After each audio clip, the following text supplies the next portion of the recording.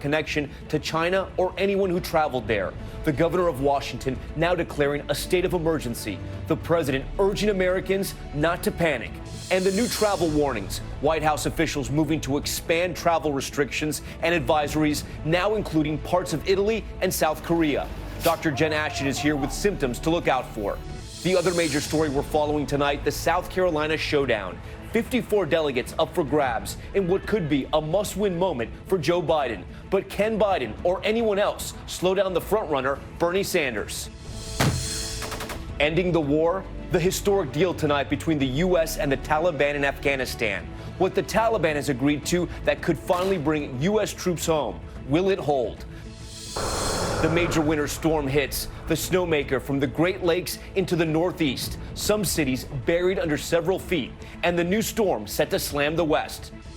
Forced to fire, a suspect jumping into the driver's seat of an ambulance and taking off, slamming into police cars. Officers pulling their weapons, and the moment they finally move in.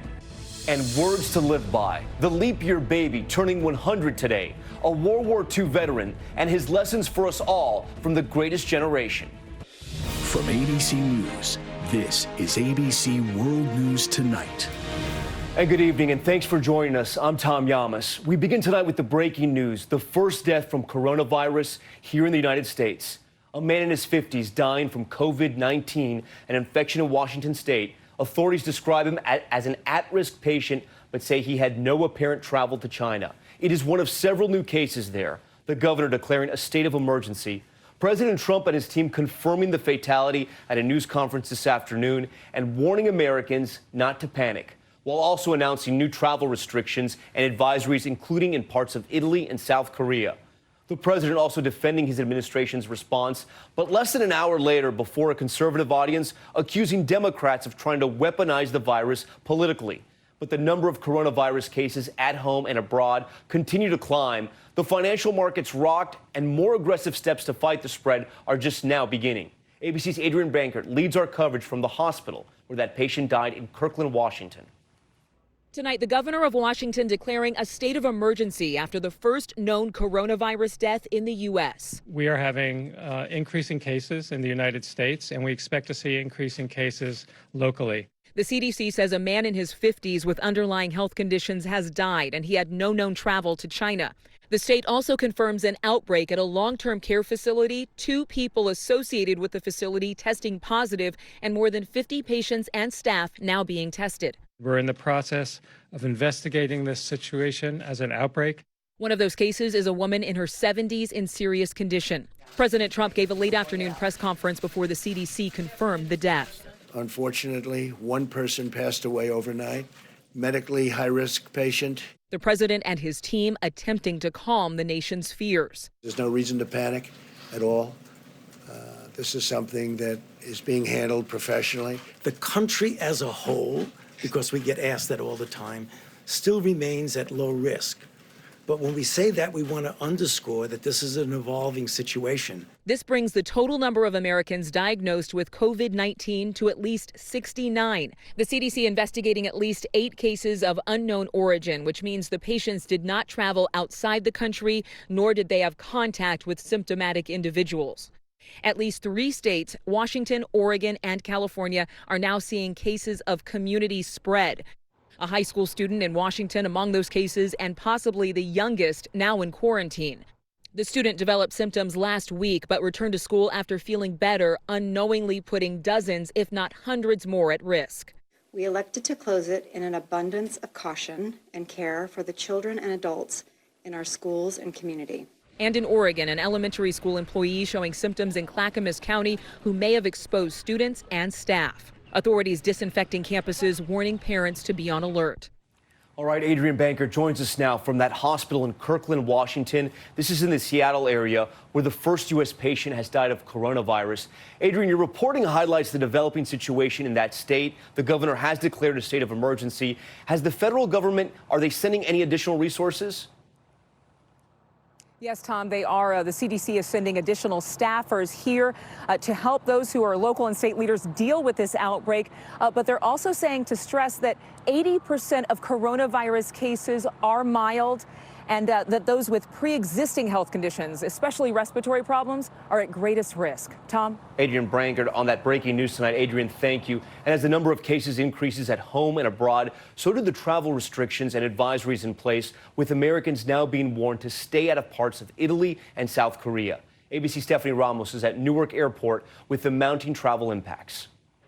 Tonight, with new coronavirus cases soaring in Italy and South Korea, the president authorizing the highest level travel advisory. We are urging Americans to not travel to the areas in Italy and the areas in South Korea that are most affected by the coronavirus.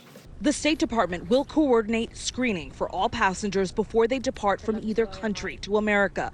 Italy now has more than 800 confirmed illnesses, 24 of those cases spreading to 14 other countries. U.S. colleges continue to cancel their overseas programs in Italy. These University of New Haven students reuniting with their families last night at Newark International Airport. University of Connecticut ordering their 88 students in Italy to return to the U.S. This comes as Pope Francis cancels his public events for the third day after reports he came down with a cold. The 83-year-old seen here coughing and blowing his nose during Ash Wednesday Mass, although there is no indication there is any link to the coronavirus. Tonight, officials here urging calm, but stressing they want to minimize the risk to travelers. We want to lower the amount of travel to and from the most impacted areas. This is a basic containment strategy. And on that point, Stephanie Ramos joins us now live from Newark Airport. Stephanie, officials also announcing a toughening of the current travel ban with Iran because of cases in that country.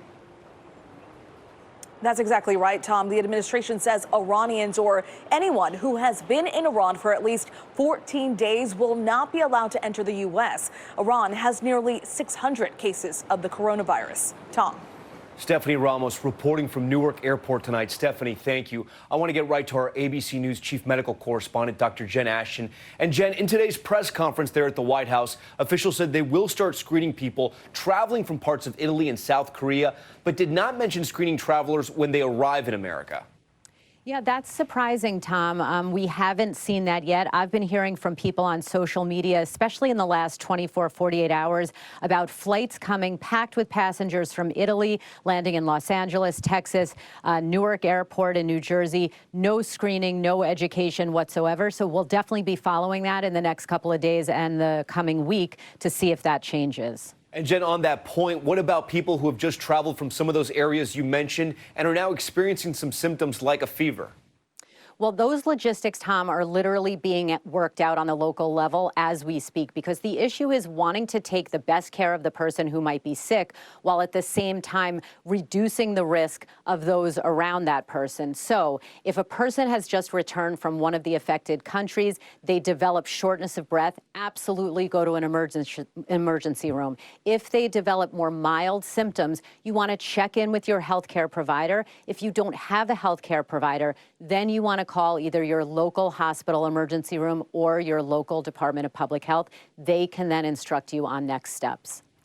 Dr. Jen Ashton for us tonight. Jen, thank you. And there will be much more on the coronavirus and the White House response when Secretary of Health and Human Services Alex Azar joins George tomorrow morning on This Week. Check your local listings. And we move on now to the other major headline, a key Democratic primary playing out right now in South Carolina.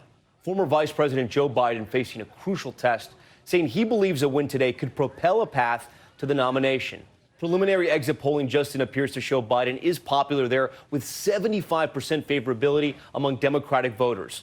Asked which candidate best understands the concerns of racial and ethnic minorities, more, 43% say Biden than any other candidate in the race. The frontrunner Sanders already looking ahead, campaigning in 3 Super Tuesday states today. Let's get right to ABC's Rachel Scott in Columbia, South Carolina. Tonight, Joe Biden, you're a great candidate, you're going to be a great president, facing the most critical test yet of his campaign. Do you think a win in South Carolina will give your campaign enough of a boost heading into Super Tuesday? I think I got a boost going already. The former VP counting on South Carolina to carry him into Super Tuesday with momentum and put him on the path to the nomination. The full comeback starts in South Carolina and then goes here on Tuesday. I mean it. We're going to win South Carolina. But Biden is being out-fundraised and outspent in the crucial upcoming states, including Massachusetts, where today frontrunner Senator Bernie Sanders packed in a crowd of thousands. The establishment is getting very nervous about our campaign. And tonight they're going to turn on the TV and they're going to find that 10,000 people came out to the Boston Commons.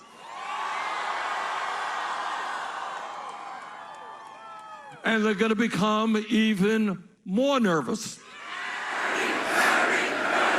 By Tuesday, about 40% of the delegates will be awarded. Sanders has the delegate lead, and his rivals are scrambling to stop him. And then it is on to Super Tuesday, which is less than 72 hours from now, and we are going to stun the world. We are going to be going into the Super Tuesday states of a state like Colorado or a state like Virginia strong. All right, Rachel Scott joins us now from a Joe Biden watch party in Columbia, South Carolina. We can see the people filing in there behind you. Rachel, you've been following the Biden campaign for weeks. He's told you he sees his campaign gaining momentum in that state. That's right, Tom. Joe Biden has a lot riding on this state. He called it his firewall, and he's really banking on black voters who make up more than half of the electorate here to turn out for him. Well, in early exit polls, 84% of black voters say they have a positive view of the former vice president. Tom? All right, Rachel, thank you for that. Terry Moran joins us now from Charleston, South Carolina. And Terry, if this is the win that the Biden campaign is hoping for, it does shake up the race. But we look now at Super Tuesday next week, and there's a lot of reporting about a lack of ground game and operations when it comes to the Biden campaign in those Super Tuesday states compared to Sanders and even Michael Bloomberg. Absolutely, Tom. Look, a win is a win. Biden needs one. And if, in fact, he's got a big win, it's going to put wind in his sails and money in his pocket. And going forward, though, you're absolutely right. You look at those Super Tuesday states, and there is absolutely very little advertising from Joe Biden on the air. He can't match those armies of young supporters that Bernie Sanders has, the paid staff that Mike Bloomberg has. So he's in trouble. He does have a strategy. He wants to go to these southern states like South Carolina, where he thinks voters, black voters and more conservative voters in the Democratic Party will be more amenable to him, but he has a long road to hoe. Tom? All right, Terry, thank you for that. And stay with ABC News as the South Carolina results come in with much more, of course, on ABC News Live. And next tonight, the historic peace deal signed today that could finally bring an end to America's longest war. Secretary of State Mike Pompeo on hand in Doha, Qatar, as the deal with the Taliban delegation was announced, with the U.S. pledging to bring home U.S. troops if the Taliban meets certain conditions. So what's in the deal and what are the chances it holds? ABC's Kira Phillips is at the White House tonight. After nearly $2 trillion and tens of thousands of lives, America's longest war may finally be nearing an end. We've had tremendous success in Afghanistan in the killing of terrorists, but it's time, after all these years, to go and to bring our people back home. The U.S. and Taliban agreeing that terrorist groups like al-Qaeda will not be allowed to operate in Afghanistan. In exchange, a timetable for the withdrawal of U.S. troops. Troops, the president says, that will start coming home now. How soon do you expect troops to be coming back? Today. Some Republicans on Capitol Hill doubtful that the U.S. can trust the Taliban's commitment. But generals fighting the war see it differently. David spoke with the top U.S. commander in Afghanistan last February. If neither side's going to win it militarily, you have to move into towards a political settlement here. Do you think those political talks with the Taliban are a key part of any endgame here? Absolutely. The president today saying he believes the Taliban will abide by the deal. However, if bad things happen, we'll go back.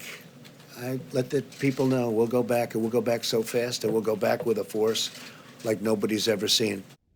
Tom, the president also announcing he will be meeting with Taliban leaders in the, quote, not so distant future. However, he wouldn't say when or where, but you may remember the last time he planned secret talks with Taliban leaders at Camp David, he canceled. Tom? Kira Phillips for us at the White House. Kira, thank you. Next tonight, the major snowmaker stretching from the Great Lakes into the Northeast. Take a look at these pictures from Jefferson County, New York, where up to 4 feet of lake effect snow fell, and along Lake Erie. Wow.